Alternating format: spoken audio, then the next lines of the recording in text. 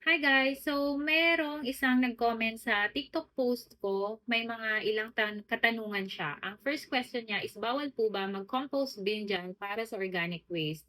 Hindi bawal dito ang mag-compost bin para sa organic waste. Well, in fact, dito sa New Zealand, may bin na designated for the garden waste.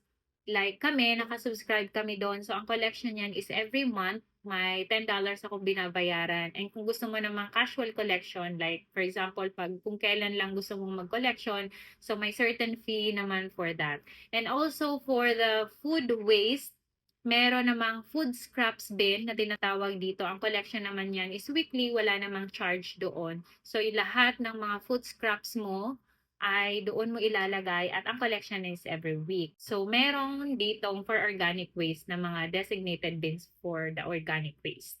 Ang next question niya is, hindi po ba mahirap mag-adjust from left-hand drive to right-hand drive? Hindi naman mahirap, konting adjustment lang sa una dahil medyo maninibago ka pa, pero kung marunong ka naman mag-drive ay makaka-adjust ka naman kaagad-agad.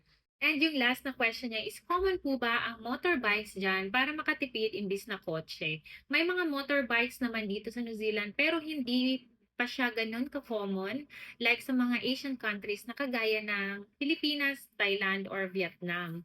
Dahil siguro mas for safety reasons, mas gusto pa rin ng tao dito ang kotse. And siguro din ang isa pang reason dahil napakadaling makakuha dito ng kotse dito sa New Zealand dahil napakadaming mga car dealerships ang mga nagtitinda ng mga second-hand na cars pero napakamura lang.